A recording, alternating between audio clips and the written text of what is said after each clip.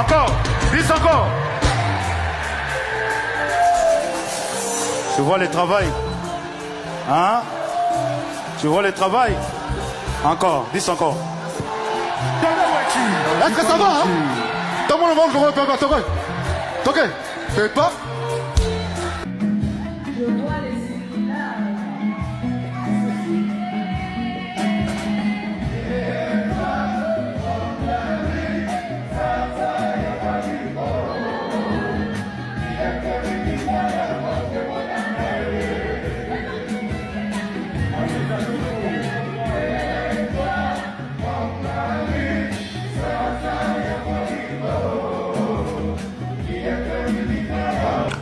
Rizé Agola makelele ezosalama na internet olongwe to olongwe te non tonton promo na longwe te mais na tikali otikali pona nini non te naza na makambo ya famille nazokolanda naza na ba procédure moko familial nazokosala pour na statut nanga oyo tout au plus 6 mois moyen à déplacer ezate Rizé Agola yaka William de Singaï Facilu ya mon bébé Rizé Agola, quand je te dis la patience paye. Aujourd'hui je suis avec toi à Paris. C'est ta patience. Aujourd'hui tu es devant les Gaulois. Le milieu des Gaulois sont venus vous voir. Fais-leur plaisir.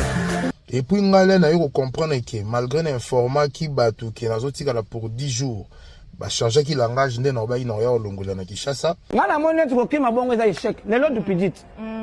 Du pidit à Longwa. Voilà. Mais du pidit ana remonter kanini? Ah te kanini? Omoni na bala na kauka. Du pidit remonter kanini? Oyebi ke batimisu. Kanini na kauka. Koteka na ba safu na ba kwanga ezane. Zambé loin de moi. Ami oyo bako vivaka na semblant lokola balinga kanga orke derrière moi batonga kanga malgré bola mona sala bango bandima kate animation chantée Loupidi Yamboka certifié. Another one.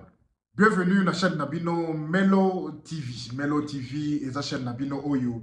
Et tiens la Nabino ma vidéo nous faisons ça la buzz na internet. En tout cas mes chers amis, buzz est allé toyer pour tout le yango. Mais avant de continuer la vidéo Nabiso s'il te plaît, na repère une opportunité à yo Oyo zotalangai okende o soutenir biso. Go soutenir biso vraiment na ndenge belé mais tozo senga yo kaka o s'abonner, partager, liker et surtout na souka ya vidéo tikela biso moi commentaire yebise biso comment tu as trouvé la vidéo. Mes chers amis, c'est officiel, billetterie à Kofi Olomide pour la NG Arena est commis en vente. Configuration, P, Maramosu Sotoro, Solara, aussi, mais en tout cas, je pense que producteur nae à NG Arena, a bandi kaka loko la papa ya vende nga banda qui na configuration, je crois, il y a moitié, il y a NG Arena. Au fur et à mesure que bazo somba ba billet, au fur et à mesure que billet ezote kamo, je pense que Kofi a boki koko mape na configuration maximale oyo to mobison ko to yebi eza 15 000 mais Kofi abandaki ko préférer ba komisa ngona 20 000. O eza quelque chose o eza impossible na batunyo so o ba yebi déjà makambo ya billetterie ndenge to solo là parce que papa avait à démystifier makambo nyonso oyo ya makambo ya billetterie. C'est très important, il faut tout le bela yango papa Hervé assis à démystifier makambo nyonso o etali ma configuration na ba billetterie na un transparence ya billetterie ya papa Hervé sali vraiment que non lelo oyo na ba confiolo mide bazo ya pona ko ndenge tozo lobela makambo ba confiolo mide par rapport ya ba billetterie makambo comme beaucoup plus clair. C'est clair peut toza na ba na compréhension ya bien ya ko expliquer bino par rapport ya billetterie. C'est-à-dire tokoki koko sabinote ba to pe ba koki koko sabinote. Donc toza na expérience oyo tozui na papa Hervé par rapport à ba billetterie na ye tozui expérience. Toko saki bino à un moment donné, tolobaki ba topesaki ba fausse information, mais je pense que avec le temps et ndenge tozo kola la kati ya makambo billetterie na papa Hervé oyo atika tianga commission vraiment transparence et ça makasi à démystifier yango to komi vraiment à mesure ya kolobaki non en tout cas nous sommes vraiment mieux disposés à kolobela bino par rapport à ma billetterie na ba vente na ma configuration. Mes chers amis, Kofi Olomide a fongoli billetterie na ye et ndenge ezalaka toujours Kofi Olomide ba concert na ye, Papa Hervé ba concert na ye, Inonsbi ba concert na ye et yaka toujours na ba attaque. Ba attaque oyo ezali bato oyo bakomi balingaki vraiment bazwa média congolais en otage. Ezala toloko la ba Actus du net. Actus du net yeso ke okotisi bango na promotion te bakosa la contre-promotion. Contre-promotion ezali oyo na kochela yo. En tout cas landana.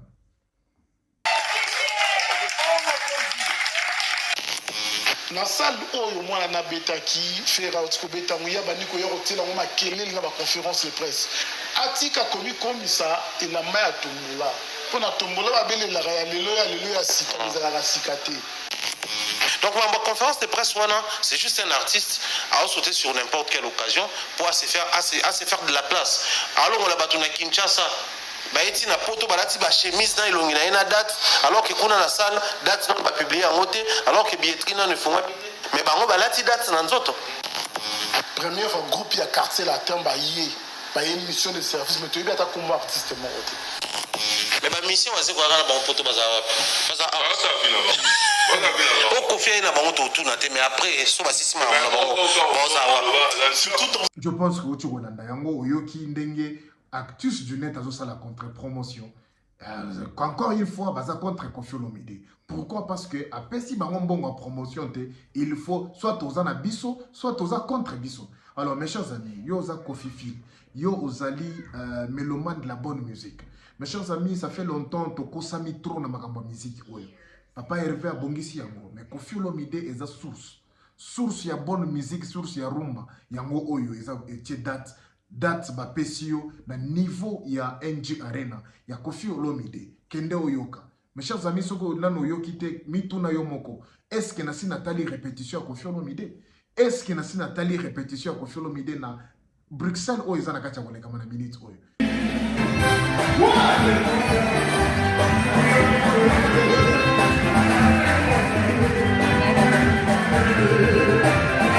Mes chers amis, répétition yango moko ezo pesa goût.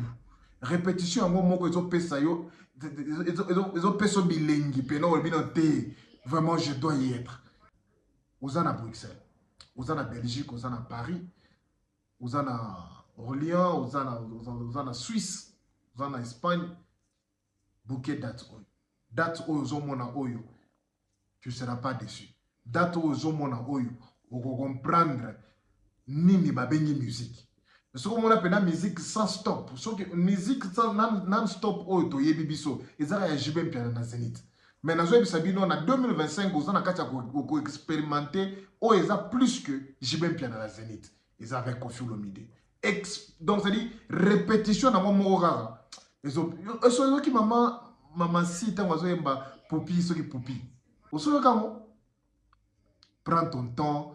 Achète ton billet. Kofi Olomide et le moment on a sepelé dans mes chers amis. Et ça que billetterie na ye ba prix ezali affordable. En tout cas, ba prix à Kofi Olomide est à $75, $45, ton money paye $95, $125 aussi dans money wana. Ça veut dire ba catégorie misato ba fongoli oyo. En tout cas, ba prix est abordable. Et comme on appelle ça scène ezali, ata ba repousser un moment moké. En tout cas, vraiment, va prix abordable na minute oyo. Et ça fait plaisir. Tout ça, on a posé un billet de $250. Non, on a billet de $250. Quand on a billet bongo de $150, au $190, $290. Et au tchepe na mbongo à transport, au tchepe mbongo à l'hôtel, au tchepe mbongo à Olia, au tchepe mbongo à Yagozone à Nango. Et au tchepe billet de... Non, mais en tout cas, Kofi Olomide... Vraiment, tokoya na vidéo mususu po to lebena vraiment en détail, tokota na détail pena ya configuration, tokota vraiment en détail qu'est-ce qui va se passer parce que ce sont des salles qui sont modulables. Ça veut dire bakoki ko bakisa ba configuration. Et ndenge Kofi azui configuration ali boso oyo ezali configuration en sukate. Eloko oyo esali ça tozora motu pasi na makambo ba configuration, ezali discours ya bambwario, zoba wario ya ndenge nini ba senzi ya ba wario bakoya bandi ko yebisa bino omoni alisoso ali akeloko koki na mongongo na ye Kofi amoni neti akoki ko non vous avez fait la même chose avec Ferrigola. Il a prouvé aux yeux de tout le monde que vous êtes des idiots. Alors ne revenez pas avec de mêmes discours envers Koffi Olomide. Parce qu'il va vous prouver encore, vous n'êtes pas seulement des idiots, mais vous êtes vraiment des chiens. Les Warriors, arrêtez avec vos bêtises. Boya kosala ba analyse te sur bamakambo oyo bozo comprendre te.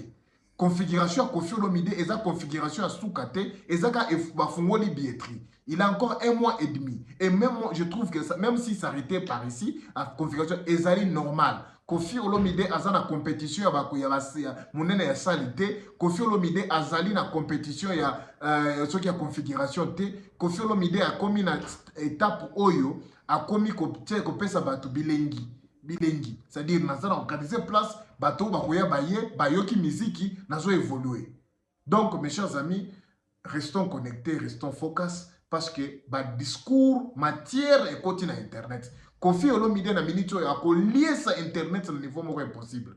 Koffi Olomide a ko lier sa internet. Alors ko lier sa internet wana oya ekouta wapi? Ekouta na banzela ya ba warrior bango ba kosala ba émission plus de 100 000 émissions pour contrecaler le Koffi Olomide. Tant qu'on des inconscients comme Actus du net, pendant ça, la émission, bazolia na kombo ya na sima ya kombo ya Koffi Olomide. Alors nous aussi, tukoya pe kolia na kombo ya sima Koffi Olomide, mais nandenge pena ya ko détruire le concert. Mais tukoya pour te sauver honneur, te sauver respect na considération ya Koffi Olomide. On doit les respecter. On doit faire tout pour na koloba bolamu ya événement oyo. Nous devons vendre cet événement mais différemment. Koffi Olomide soki ko kotanam en contact na ba membre stratégique oyo bazalaki pona faire rigola na NG Arena soki okoki vraiment kokota en contact na bango meka kosona bango. Vous avez fait ceci avec Ferrigola sur TikTok, ça a marché. Est-ce que vous pouvez utiliser la même stratégie? Mama Bernice, Gaulois Forever, Koffi Olomide, ce qui est bêta na YouTube, yom na TikTok. Ce qui est bêta na TikTok, yom moko, bêta kaka Gaulois Forever. Ce qui est na page wana, ormona, bato bakambaka. Mutunanga zola, azawana, soko sololi, boko solo la marketing, boko to ça la moyen nyonso, to ça la promotion pour na événement na yo. Événement na yo ezali vraiment événement oyo il faut tout le yango jour et nuit, il faut tout créer ba cagnotte et officiellement ici dans chez Melo TV na ye awa ko fungola porte na bato nyonso ba olinga ba soutenir Koffi Olomide olinga soutenir Koffi Olomide mais ozana posa okota na groupe ya masse na okota na groupe ou bien sima ya mutu moko boye oyo sepelaka na ye ndenga lobelaka Koffi Olomide. Notre porte est ouverte. Toza na cagnotte ya 10 billets pour la configuration nyonso bafongoli awa na configuration nyonso yo moni neti okoki ko aider Koffi Olomide okoki ko aider pe ko participer na ba billetterie na yo. En tout cas porte na biso za kofungama toko biso okoti na cagnotte na biso to sombi ba billets to pesi na bato na Belgique oyo baza vraiment na posa ya kokende mais moyen koza na moku moyen koza na problème biso toza na cagnotte na biso toza na kati ya kulamusa awa chez Melo TV to kosomba ba billet na biso oza libanda oza na États-Unis tu es oza mesure te ya kosomba ba billet biso Melo TV toza na bato oyo baza na Belgique baza na posa kokende concert mais baza na moyen te. En tout cas, biso chez Melo TV, ndenge to sala ki na Papa Hervé, to somba ki 10 billets na Papa Hervé pour na kopesa sa cagnotte na contribution na biso na Papa Hervé, porte na biso fungwami lisusu pour na ko aider Koffi Olomide pour na ko kota vraiment na mozindo ya promotion. Pour au condamner promotion, yo moko sala na no promotion. Pour au condamner non d'achat de billets, yo moko somba na no billet. Alors biso to bandik ko somba bien na biso. Oza libanda mais soko oza na Belgique okoki kokota na contribution oyote tu dois acheter sur place il faut somba yo moko mais soko oza libanda ya mboka oza na Congo oza na Belgique oza na États-Unis oza na Inde oza na Chine olingi vraiment contribuer en tout cas biso awa tozali oza na Italie pe mutu na ngai Jos da Silva cagnotte yango efungwami ndeko na ngai. Moi, soutien na yo ça la bien. Bato nyonso ba soutien na biso mama Chichi vraiment na kotanga kombote yo moko yebi cagnotte fungwami toza prêt to bandi ko sala la psycho Koffi Olomide promotion ya ofele mais to sali pe cagnotte na biso ya ofele. En tout cas, bo aider biso to ko sa cagnotte na biso à 10 billets. Il y a catégorie nyonso, soko moni to somba catégorie à $45 ezana na opolele somba to tindela biso to somba billet to ko somba ngone to somba ka lisusu awa live. Mais confiolo mide to ko senga na yo s'il te plaît kota solola na bakan bato oyo bazana bakoba baoki ko bato bazo sala bango confiance.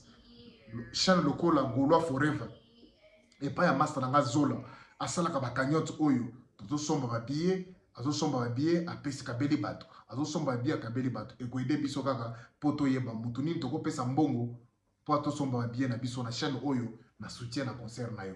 En tout cas, Melo TV, nous sommes toujours là pour soutenir l'artiste. Nous serons toujours là pour soutenir les œuvres des artistes congolais. Oyo baza conscient, oyo bazo kombayebi que non. En tout cas, les youtubeurs congolais bazo exister, nous devons les respecter. En tout cas, mes chers amis, donc il faut vraiment tout ça les camboyo parce que ils allaient bien. On va d'abord parler de Inosbi. Inosbi qui vient de faire un son désormais. Et alors ça, la musique en bien, à comprendre la musique urbaine. On a apprécié, c'était pas Inosbi ces derniers temps, il a que azo perdre mon identité né afro-congo. Et parce que biso yebela Inosbi na afro-congo, musique mo bekota mo bambonda, mo ba style na biso. Aujourd'hui Inosbi, il a compris un truc que Nzela ya Fali, il a seul Nzela au Hollande. Il a fait le feat avec Danny Sente. Danny Sente, aza chanteur T, aza danseur T, aza rappeur PT. Aza producteur de musique. Comment la Inosbi qu'on n'est pas David de Danny Sente, ça prouve que aza visionnaire. Elle a dit que non, on a eu 41 à Fali. Non, qu'on est c'est l'erreur que Ferry est en train de faire actuellement. Faire la musique urbaine, mais alors il y a les Kanzela où il fallait les cater. Et réussir. Ils n'ont pas compris cela. Sur le niveau la game, il y a France. Sur le niveau s'imposer la France, au gagner public qui soukuna. Nzela wana, balabela kuna ba exiger Dani Sente. Vous allez même remarquer que quand on fait la biso album urbain et Euroya, ils en a différence par rapport à la Tokos. Ils en a touche à Sika. Parce que musique wana ils ont fait la musique Tokos mais évolution va beat, ils en chaque année. Ils n'ont pas la crise qui a la visionnaire comment qu'il fallait a réussi. Comment fallait a réussi? À l'équipe par ingénieur Oyo. Il est passé par la France. Vous voyez un peu? Hier, Inosbi qui disait que non, la musique est limitée à la France, parce que quand il fallait eu son disque d'or, bon, la dernière game à musique, il faut y avoir renier. Mais avec le temps, lui-même, il a capté que non, Nalan Zelam soit l'écarté. À la différence de ce que Kofi disait. Parce que Kofi disait que Nzela quoi dans les cas, on a vu, il fallait les passer outre chemin, il a fait un autre chemin en fait. Nzela fallait l'équipe, il faut qu'on les Nzela, choix exaté. La minute, il n'en à comprendre, il faut aller cas. Mais faire est tellement qu'il n'est pas visionnaire. Lui, il se dit que place à la Zalinga l'enquête. Mais bah ça, il fallait mettre aux Hollande. Mais Nzela, c'est ça qu'il fallait réussir. Il mango. Qui m'a Charles Tabou, qui m'a bangon dengenini. Bangon tu voyais l'industrie n'est évolué actuellement. Nzela va Charles Tabou qui m'a monté. On voit Inosbi avec Charles Tabou. Charles Tabou celui-là, Inosbi contrat à mon néné. Je suis sûr qu'il y a par exemple un gros contrat. Inosbi à Liboso en Afrique. Inosbi à Beta, na Mali. Azul contrat à mon néné. Azul contrat la couleur café. C'est Charles Tabou. Même c'est Charles Tabou, tu as vu le contrat, bah oui, et j'en passe. En tout cas, yo tu as la biso na minute oyo ko katate parce que na suka na zolo bela bena vidéo na zolo bela bena rizegola. Maintenant na sens moko boina no yo kate to sotolo. Na ndenge to lona to lobate na émission oyo. C'est très important. Bisoko linga ravena rizegola. Zala na biso na suka ya émission oyo okozalaka na esengo. En tout cas, biso tsaka ba analyste, to salaka ba analyse na biso. Tokei. Mes chers amis, moi, juste une petite partie histoire moko boye. Bato bamona ki na ba internet awa, inonce bi azalaki na Johannesburg, inonce bi azalaki awa na Johannesburg. Alors, bato bayeba ki le pourquoi inonce bi azalaki awa. Et jusque là, je n'ai pas encore eu assez de temps ya ko lobela likambo oyo. Pourquoi? Parce que azalaki un peu top secret. Mais aujourd'hui, nazo boma protocole wana parce que je ne sais pas makambo na yo ki mais ça les gars bien. Inosbi aye na Afrique du Sud, ayaki kotambola te, ayaki vacances te. Nazolo ba likambo yo manager si vous allez vraiment excuse-moi parce que il faut vraiment likambo yo le bango. Inosbi tango ayaki na Afrique du Sud awa, ayaki kotambola te. J'étais avec lui na Cape Town. Na Cape Town autant to komi na Cape Town. Na sala ki vidéo te ba yebisa nga na Melo ata vidéo na mo kote ebima lokolo ke Cape Town. Melo ndengo zo na Cape Town okuta na prise Inosbi. Okoki kozwa ta photo te. Zo photo na ye nona Inosbi okozwa na près na Jobour. Alors, qu'est-ce qui s'est passé? Nazalaki na Cape Town na Inosbi. Na hôtel ici kazalaki logé na 5 étoiles tellement kitoko makasi.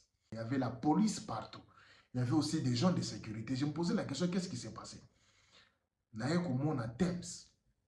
bazo bisanga melo zela omona melo zela okomona tango na ye komona bandeko na ngai na moni Tems oyo ya Nigeria Tems oyo bozomona oyo Innonce B en featuring na Tems babanda kosala clip nazwi chance ya kovanda pena boya soki 10 pas ezali Tems soki 15 pas eza Tems soki 5 pas ezali Tems oyo artiste nigérien Innonce B azana featuring na Tems oyo kobimakala mingi te mes chers amis et façon oyo biso to monde babanda kolengela Tems wana. En tout cas, je vous dis quelque chose peut-être na diminuer Innonce mais tozala kina Innonce a Kitty tout ça moi déjeuner wana na restaurant c'est Innonce a Mati nga na tika likuna papa ta Innonce fois mata ke do bonga makita tango Tems aye na C papa bakangaki restaurant bakangi soki nini yango ba escalier ba vide batu nyonso kuna donc ba pousser biso kuna po Tems azwa kiti moko na table moko chance Innonce biasa la chance teme Innonce biasa mataki likolo akekolia akekolata nga na tikali na se vraiment Innonce B tango akiti basololi bayambani na Tems babandi wando solo ba cameraman déjà bazalaki wana chaque minute comptait. Ça m'avait vraiment touché. Nabi biso to vanda rabo to mona neti ba artiste na biso au moni soko moni artiste wana yende Fally numéro 1. Je vous dis que nano bomoni makambo te. Makambo nga na mona ki na Cape Town. En tout cas, on a encore à travailler. Et je remercie vraiment Innonce B pour l'opportunité au pesa kingai na mona Tems. Boy na misu tukisani nga na batu. Na Cape Town natali vraiment ti lelo oyo okompena kona ba osala makambo bina olepi na bien parce que Innonce B a pesa qui connexion. Et je suis très content, merci beaucoup pour na Innonce et vraiment c'est pour cela que nazala contre mingi na batu lokola ba Congo Kiss Beyond. Je pense que les vidéos wana au moni façon jeune oyo azo se comporter. Na métier na mengana no expliquer bino. Nzembo ya Innonce B oyo c'est une très très belle chanson oyo bimi récemment. Mais au moins, on a vraiment que Moutoumousou a website non ce qui Innonce B a bandi ko bunga na baligné na ye lino il fallait tika na Afro Congo. Qu'est-ce que tu appelles Afro Congo? Qu'est-ce que tu connais de la musique? Ligné o Innonce B sala na Afro Congo eza multiple eza diversité ya ba rythme ya nzembo eza diversité ya ba genre ya nzembo genre ya ba nzembo. Comment ça fait-il que Innonce B a mis ce chant biyo olibino bo soko zo sepela na nzembo sepela nango ozana posa te ya ko bima soki ndenge nini ote abandi ko kende soki ezalaki Fally soki ezala ko yemba banzemba boy ba tokos 1 tokos 2 tokos 3 oyo bobimi saka ti lelo ekenda wapi est-ce que tolobela kango talo lango lisusu eza banzembo siko ya Innonce B nde oyoko ya po ya ko expliquer biso soki baligné oyo ba ke blako bazo sala baligné banzembo wana yango oyo assez gros mec j'arrive dans pas longtemps.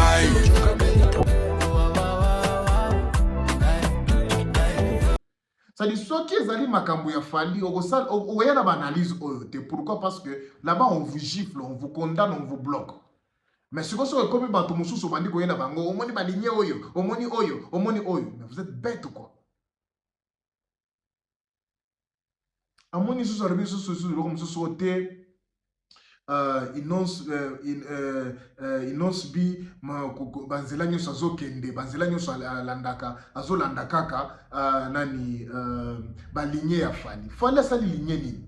Oh, le même producteur qu'ils ont travaillé avec Fally, vous le croiseront toujours sur votre chemin parce que c'est comme ça, c'est ça être international, c'est se faire aussi produire ou bien se faire jouer par des artistes, par de mêmes producteurs qui ont fait jouer des autres. Oui, tu as raison sur ce que tu dis là. Mais en tout cas, naba événement où ils ont couleur café, Charles Tabou Ozo Tangawana, il n'a rien à voir dans ma cambouana. Exemple na makambo we rason. Tant on makambo wera sono moni Charles Tabacho wera sono na couleur café o moni Charles Tabasali boy na pona faire banane mais va te renseigner tu verras que non nous avons des mécènes vraiment avec un mécène moko silencieux presse balume o nazolo ba o lo awa je vous dis ça clairement avec beaucoup de preuves que yende azali sima ya wera sono ndenga beti na couleur café yende azasima ya baartiste ebele bauti kobeta récemment oyo baartiste nyonso kongolo moni babeti na couleur café Prince Balume il est derrière tout ça d'une manière ou d'une manière directe ou indirecte na bato oyo nyonso bazobeta na sima ya na couleur café on l'appelle lui et hier le bino en tout cas oyo nana posa ko ta direct te bozo numéro oyo bobenga ye akoya ko beta mutu tel ngana ko solo na ye ba pesi contrat ki a beti mutu mususu boko mona artiste munene boko mona ye na couleur café le 26 juin ya mois prochain boko mona ya année prochaine boko mona artiste munene moko ya mboka akozala kuna c'est toujours Prince Balume. Ce n'est pas parce que bazolo bate ende bo moneti ba exista kate non. Et ça, bato mosusu balingi kozala discret, mais c'est vraiment des forces tranquilles. Beaucoup du respect à manager Prince, mais je vous dis que makambo zolo ba oyo boto na ba artiste na moko ya boya awa biso tokoya sikoyo na ba preuve na ba conversation na ba preuve ya makambo nyonso. Donc moi je pense que nous sommes dans un monde oyo moto balingi kaka bazwa gloire ya moto bapesa mwana moto mosusu kaka po babimisa artiste moko boye lokola yenda za soki ndengeni. Mais ce n'est pas ça, ce n'est pas la vérité. Soyons quand même honnêtes avec nous-mêmes, les chers amis. Donc on continue boye jusqu'à quand? Donc on continue boye jusqu'où? Prince Balume a vraiment force tranquille avant la raboye. Au moins ni boro wana ngamu pesa contrat wana. Au moins ni ngamu pesa boye boye. Mobi yo abi ngaiko. Soko boy turula na ye, soko boy subenga ye, aroye bisayo. Mais tu te dis, mais je ne savais pas. Mais pourquoi tu ne parles pas? Parce que qui a dit que soko sali makamba minene boy, tu dois parler? Qui a dit que si tu fais des choses comme ça, c'est toujours nécessaire? Qui est même disposé pour écouter ce genre de bêtises? C'est une bêtise. Parce que ton argent va dans ta poche. Non, toi tu nous ramènes nos histoires. Oui, et on fout ta bisoté. Mais, vous avez vraiment que non, bango basi va comprendre la notion wana voloba que non. Mbongo nanga ezanga, histoire naza na posa ko bete la moté. Donc c'est un peu ça j'ai voulu vraiment vous avez ça même petit jeune oyo na nzela, ce n'est pas bien, non, je pense que yemo ça comprendre vraiment que non à déconaki. Pourquoi? Parce que il faut te respecter l'artiste. Oyo bazo tia quand même effort. Il faut te respecter l'artiste. Oyo bazo sala quand même effort. Il faut te respecter mais bato mosusu ou to pesa gloire na bato bazo mériter gloire.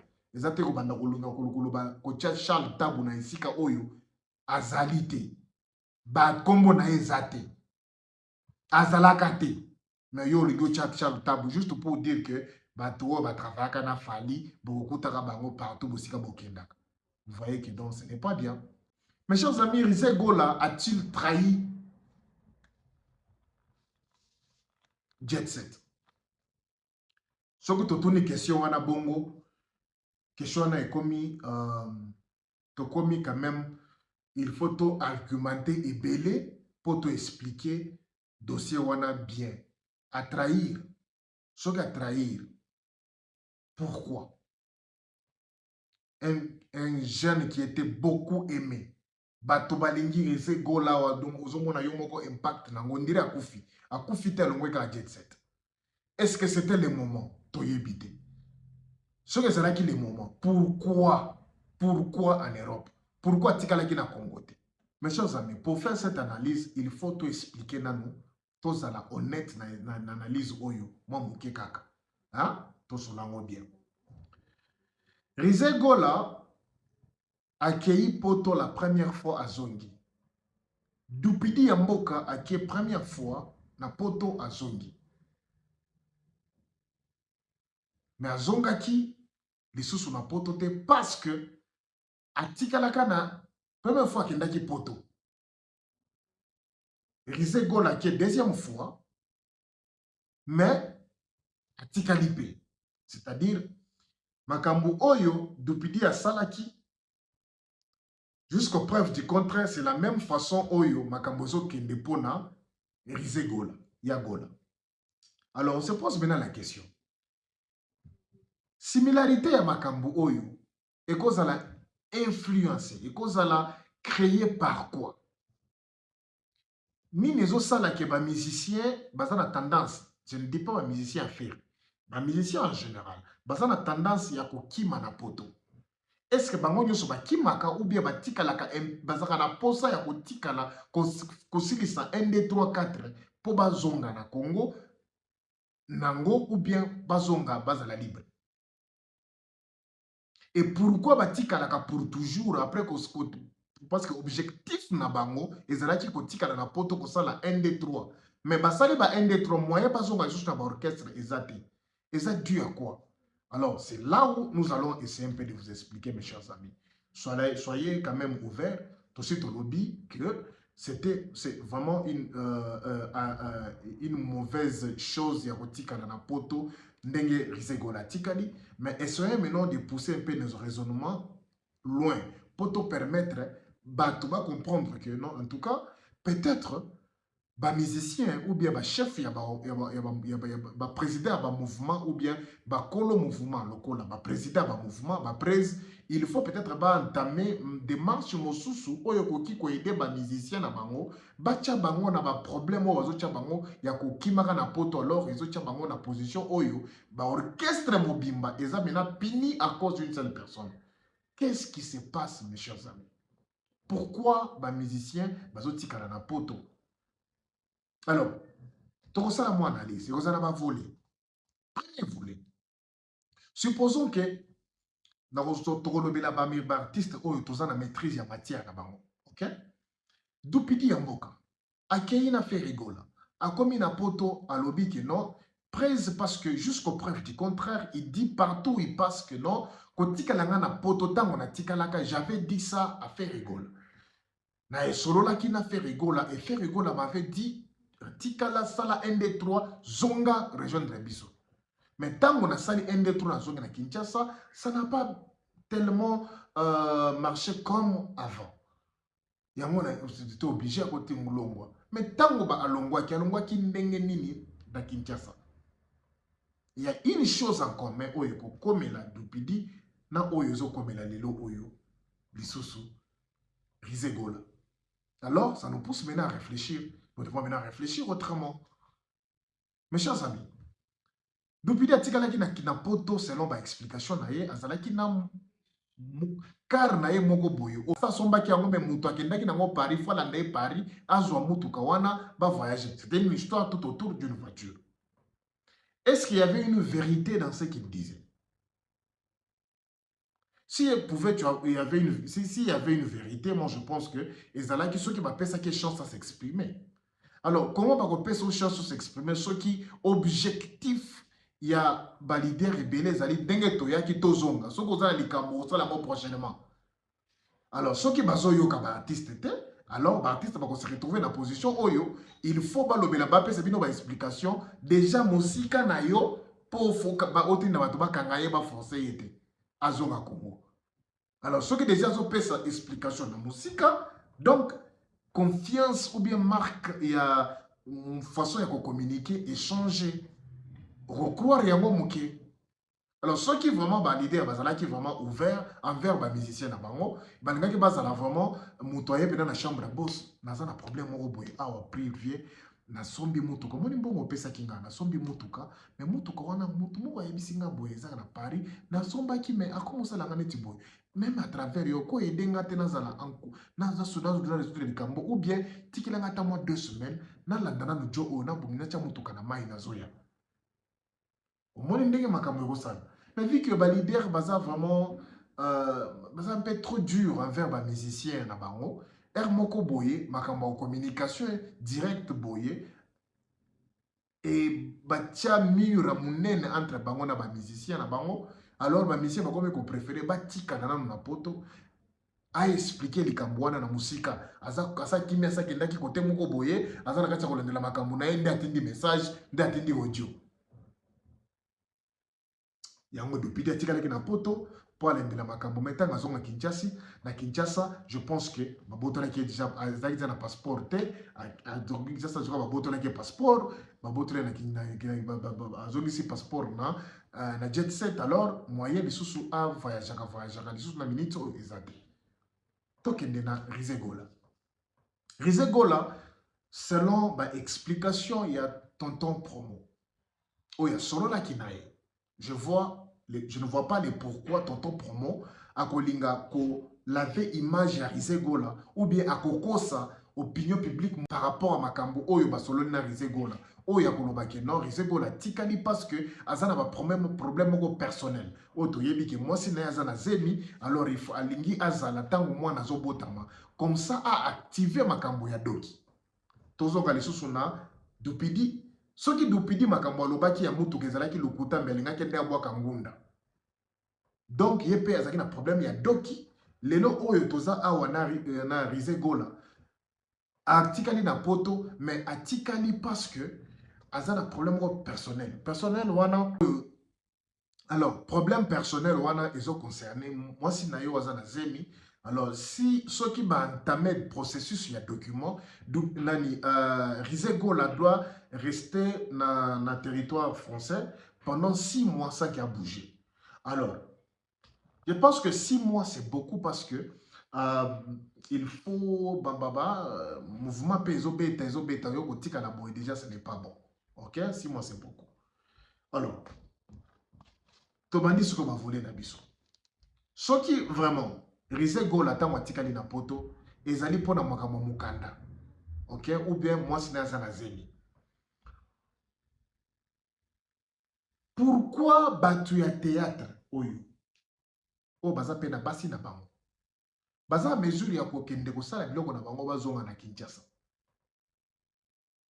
mais ba musicien baza en mesure te ya ko zonga nano na Kinshasa nde bakozonga pona ba affaire na bango personnel oyo bakanisi ekoyede peut-être un mouvement dans les jours à venir parce que oyo Rizegola za na kati ya kosala minute supposons que ezali pona mukanda ce qui fait que makambo oyo ya mukanda ekoki koyede mouvement ya jet set plus tard. Comment? Je m'explique. Ce qui Rizegola za na mukanda parmi bato bakanda kosenga visa kende kozonga poto Rizegola ozala isusu na liste bato wana te. Ce qui fait que eza épargne, ça veut dire en anglais saving. Fait Rizegola ko dépenser son bon côté pour makambo ya Rizegola. Il est fidèle, oui, il est fidèle dans l'orchestre pendant 18 ans. Azaka na orchestre pendant 18 ans ou 15 ans. Donc il est fidèle. C'est un bosseur, oui, c'est un bosseur parce que musique Babilo Konyo Sozo Sala, vraiment, ils simba. Je vous rappelle encore ici, Rizegola, il est le seul artiste congolais. Oyo azana se ya label, azana se ya orchestre na mutu mususu. Asali nzembo, abwaki kaka teaser moko. Bolingo zalaka na koko zalanga na bolingo zoba asali kaka teaser ya nzembo na ye wana abwaki yango na internet mais ba légende minene ya mboka na biso basali challenge nango. Je vous rappelle ici encore que nzembo teaser ya nzembo ya Rizegola oyo kozala na code 16 ebeba ebonga code 16 oyo ezobimaka na mingi awa te nzembo na ye Koffi Olomide asala déjà challenge nango. Pour le plaisir, je voulais vous faire un petit bout de chanson que j'aime beaucoup.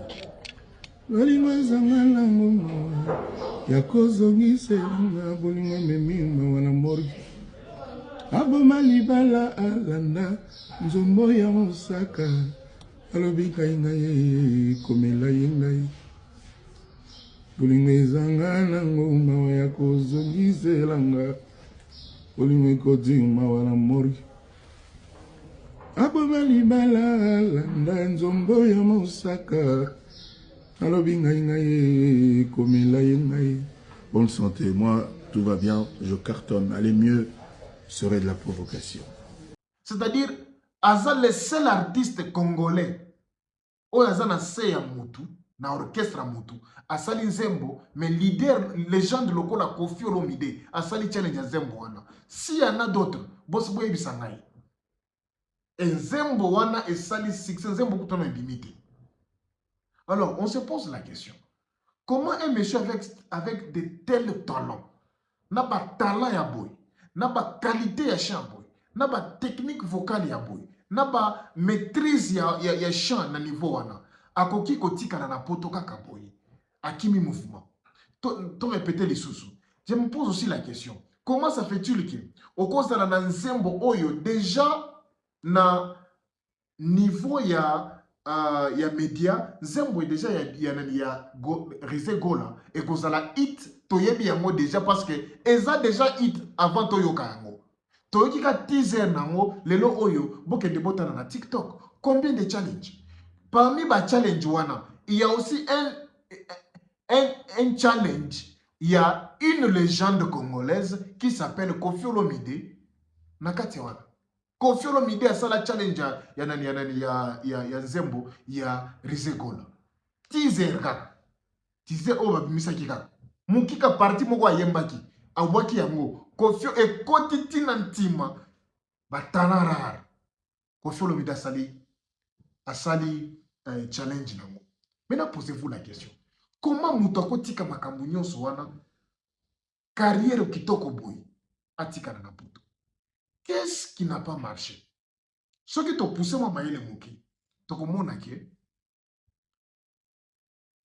et ça peut-être façon de faire.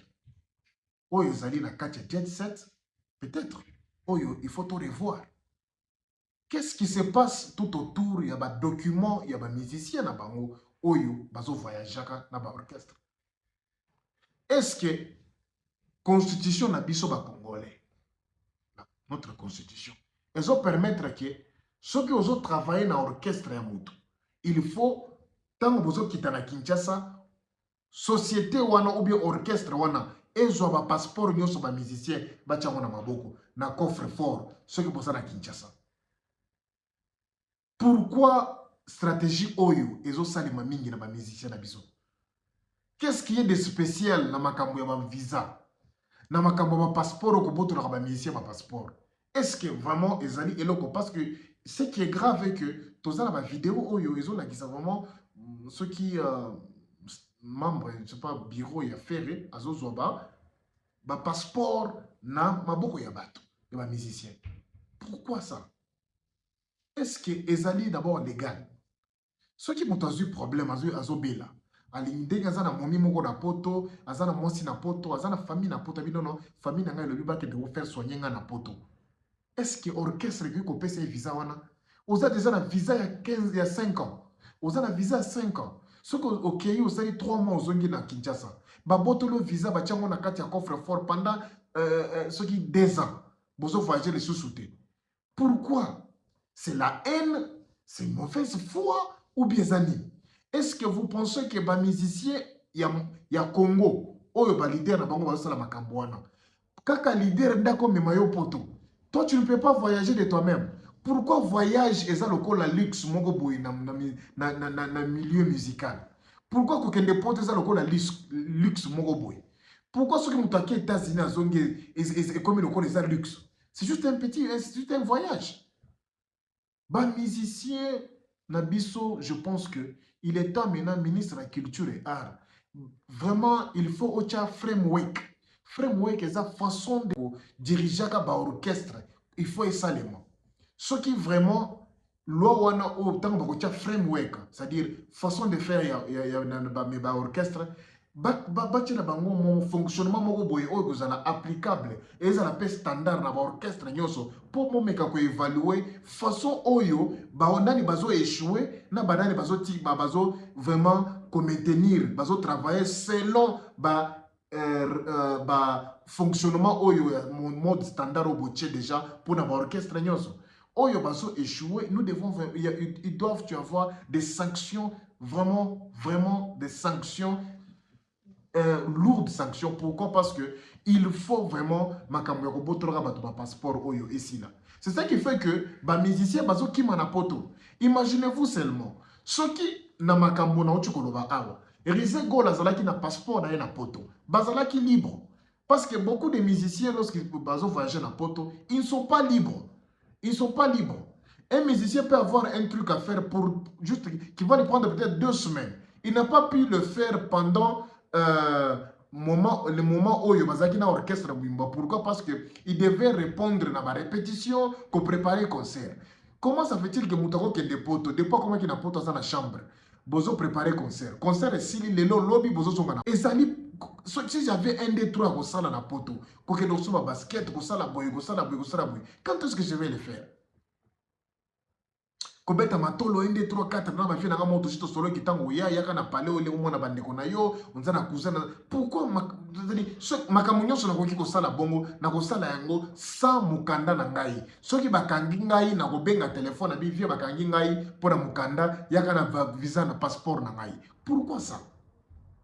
Non, posez-vous seulement la question. Toye quoi s'attaquer dans mon tout mais nous faisons juste une petite analyse. Mes chers amis, vous devez nous permettre ya ko sala ba analyse réfléchir. Si tout ça, l'analyse réfléchie, cela ne veut pas dire que nous sommes contre un artiste. Tout ça, c'est contre façon de faire ou bien fonctionnement il y a orchestre. Ce qui te relie, tout ça, oui, oui, c'est tout ça, tout ya kobeta maboko ko kondana sans qu'on raisonner. On ne va pas évoluer, mes chers amis. On ne va pas évoluer. Ceux qui sont musiciens, sont libres, comme je le disais. Balinga qui va se déplacer sans problème. Ceux qui peuvent les musiciens sont libres. Ndenge tozo mona vidéo, faire rigoler, dit même clairement que yango wana biso ba oyo to yembaka, to boya makamba ko dépendre na ba musicien. Parce que ceux que musiciens ko la mokalobi na tongo lobi akei, ce que yo soko dépendaka na ye, mouvement ekufi.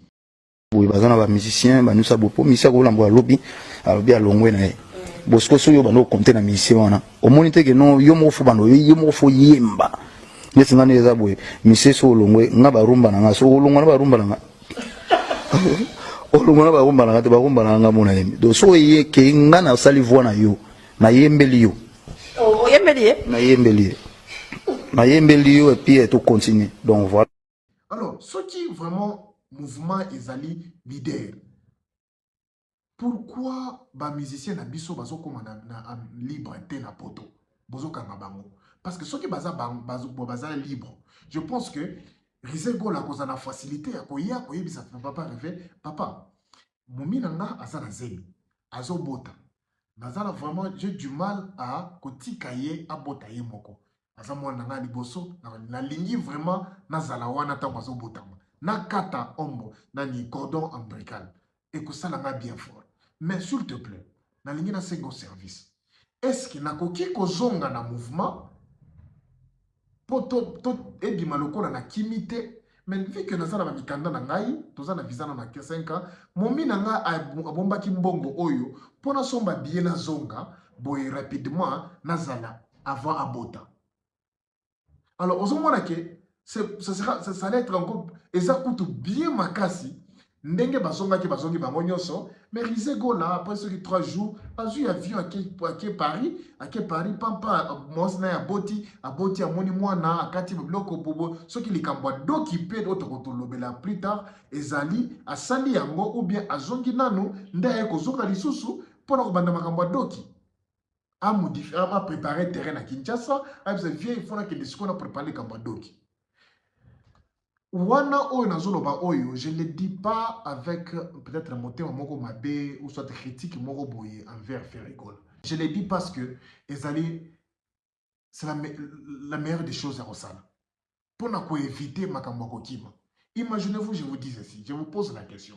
Rizé Gola a donné une explication à Tonton Promo, soi-disant, na kimite menatikali parce que nazala ba problème personnel. Et kozwanga moins 5 mois. Après 5 mois, wana asalaki ba makambo personnel na ye esili. Akokomani.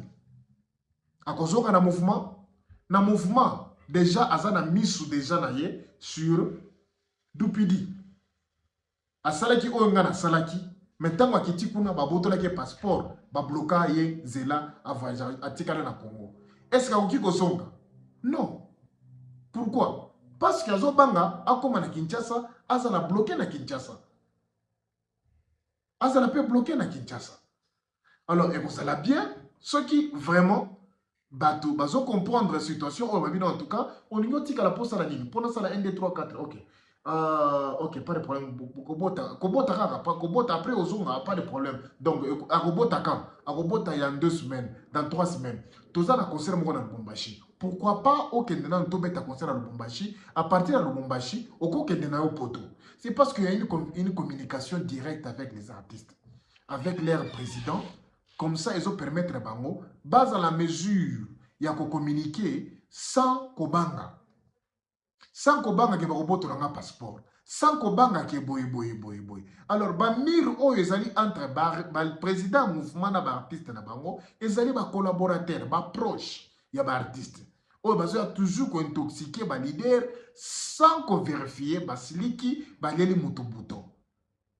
Technique ce qui changé te ba musicien ba ko tikala kana poto. O ko mona musicien mususu azana poto juste pour na 2 semaines ndoko na dupide lo baki kazala problème 2 semaines ala de la ba mutu kana ye mais olia azonga na Kinshasa le bia soki na zongi na minute oyo en tout cas ko simba lisusu te. Alors vomi na tikala kakawa. Ce qui veut dire bobomi carrière wana ka bongo. Mais pourtant ceux qui ezalaki vraiment en accord et bo pesina appui na bino bo pesina passeport non en tout cas passeport na moto eza yo yaka mouvement ngai nazana posa ya rendement na yo effort na yo mais s'occuper ozana na minute oza disponible te bandeko na yo kana kati ya mouvement baza capable de ça la plus que ce que toi tu fais. Alors nous on va pas te lier soit visa na yo soit passeport na yo soit qui pour na mouvement. Alors tozana posa to kana ngo na ba coffre fort te tozana posa peut te fongola yo j'ai. Est-ce que l'orchestre à Kinshasa ou l'orchestre à Congo est d'abord mise en place pour aider les artistes ou bien pour aider les leaders? Et je dis ça pour Fali, je dis ça pour Ferregola, je dis ça pour Koffi Olomide, Wenge Mezomer, Jibin Pian. C'est quoi pourquoi l'artiste oyo bakangaka ba passeport ya artiste? 5 mois oyo Rise Gola zana ngoposa. Soki esili. Akokoma nini? Akonoke porte na jet set pour asalaki 18 ans sans voyager, avant de voyager, akutani na opportunité kosala mukanda na poto moyen senga atikala na poto pour sala mukanda zonga mouvement ezate. Où soit tes animes? Posez-vous seulement la question. Na makambo na sa vidéo oyo, longola motema na yo ya Kigoloa, longola motema na yo ya Kiwario, longola motema na yo ya Kikofifil, longola motema na yo ya Kiwerasonic. Zala mutu devant les faits. Pose-toi la même question. Ceux qui mon artiste a créé na poto, mets-toi à la place de l'artiste. Au kiti na poto, mais au côté na petit morobo, il faut bosser la mariage dans 2 semaines. Vous allez déjà dans la relation. Mais ce qu'on requête, il faut jouer avant 2 semaines.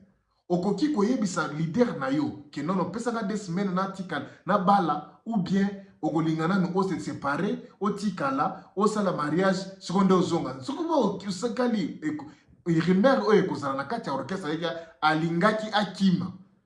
Njoko kima kite o tikala ki po bala. Ko bala eza mukanda.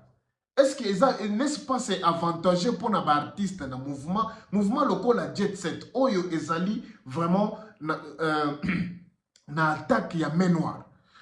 Main noire elingi te ba évoluer.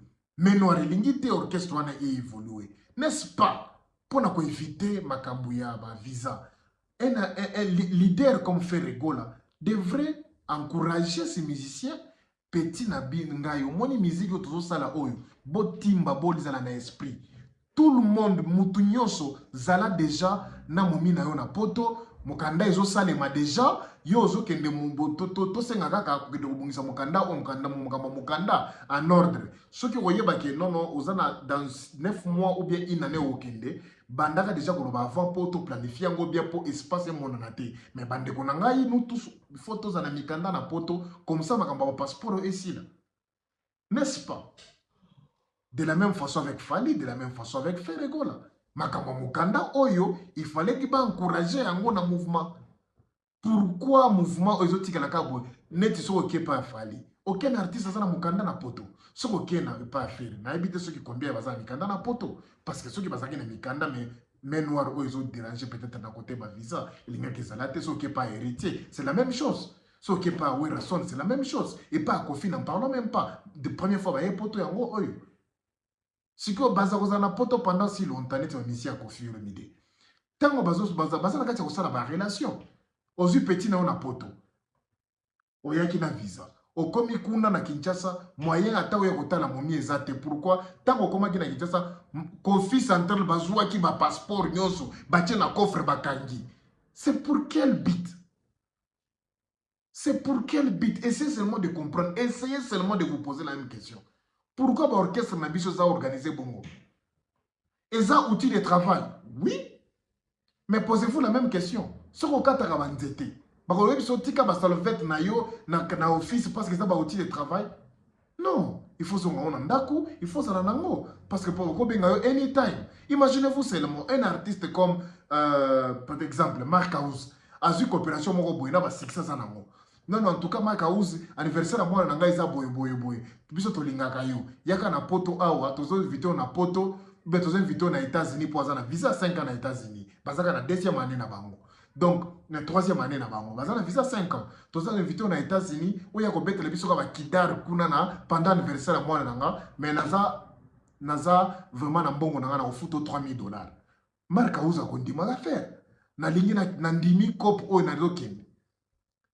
Akosenga na mouvement prise. Nazo na cop moko boy na États-Unis, ba bengisi kana betaka kidar na anniversaire à mwana. Nazo eza samedi. Na kolongwa awata vendredi, samedi naza kuna na beti, dimanche nazu avion, lundi naza awa. Répétition to bandil to banda lundi va weekend topé makasi tout ce que toza na concert to ki ko pema weekend. Oko faire sotelenga ta weekend oyo kaka te na koma États-Unis na beta kidaro na za $3,000 eza ko payer. Ah OK, non Mark. Wana eza ko pambongo parce que na mbongo te. Kima na États-Unis beta iloko wana zonga awa boye. Et le wana ko kiko sale maté. Et sale maka. C'est de la même façon avec des musiciens. Anniversaire à moi na lingi oya ko yembela joyeux anniversaire ya ko yembela ka parti wana kaka soko yembi parti wana happy birthday to you yembela nga kaka parti wana soko yembeli ka na mariage à moi nga ou bien mariage à moi na ngai na ko pesa yo $5,000. Pas monsieur pesa bakop pa boye et koya ne pas leader kaka te et oui ya pe ba musicien. Ce qui est vraiment orchestre est structuré pour aider les musiciens. Pourquoi bakop pa boye bako ndima ngote? Ce qui bandimi passeport et ça na maboko na bino. Apesi ko pour la bi tadio ya kanisa bazoba alinya kima na poto. Donc atika mouvement akende poto akende ko sala makambwana. Sikota makozonga awa baninga ya moneta bimia ke poto ya abula kominani. Ce qui veut dire structure ya orchestre na biso na mboka na biso ezalaka structuré te pona ko aider ba jeunes ou bien ko tombola culture na biso ezali de magouille solo pona etie ba tiango en place pona ko détruire kutu bakari ba vie ya ba jeunes. Wana ezalaki réflexion na ngai ezali alléluia ya amen te okoki ko ndima yango pe nde okoki ko boya yango mais eza pensée na ngai. En tout cas, vraiment, j'ai essayé un peu de raisonner un peu plus là. Je me suis dit, peut-être, façon, ce que tu business tu bandit que moi na makambo boye, beaucoup moi na vraiment que makambo belé ko changer. Mes chers amis, bino nyoso bozo figi na ba TikTok. En tout cas, bozo sala erreur grave. Il y a ça na tala. Beaucoup qui ko limiter kaka na jet set. Atikali, c'est déjà une mauvaise chose. Mais bon souhaiter chance. Parce que à venir la musique, ils ont enfermé na faire rigolater, ils ont enfermé na fali pour pâter, héritier Watanabe te, na kabose au Kofiolo Midete. Tout le monde, nous sommes des passagers. Un jour, tu comme un niveau moko botovandi botolobi. Non. En tout cas, les lo oyo faire rigolazali sous-souté, fali pour pasate, risé golazali. Moi, wana zana talent. Jeune wana zana talent. Papa wana zana talent. Oncle wana zana talent. Bo pesa ta chance. Supposons qu'il y a Kimi, a un mouvement nae, to pesa une chance. Pour to beto zala na deux paroles, l'obité. Nazo encourager ba comportement naete, nazo encourager ba dire naete, nazo encourager façon de faire naete, mais quand même, je me réserve. Ou ba lo toujours, observons seulement. Tout le monde ici ka kosuka. kozala mbangu te mpona koloba parce que oya kozongela so baparole na yo okoma des paroles. Alors réserve-toi, prends le temps de parler et surtout observe. Mes chers amis, merci beaucoup pour Nathan Nayo, merci pour na bolingo na yo na chaîne Oyo, na lela yo fort, motonanga yo talanga, merci na yo ko like vidéo Oyo, merci pour ko partager yango et ça là toujours bien kozala osala bino ba vidéo boy. On se donne beaucoup de la peine pour na osala bino ba vidéo, na retour to senga bino ka moi like. Imagine-toi, like et ça là yo rien. Merci beaucoup, que Dieu te garde, nous sommes ensemble. Melo TV toujours. Merci. Ciao. Inos B. God bless. Ciao.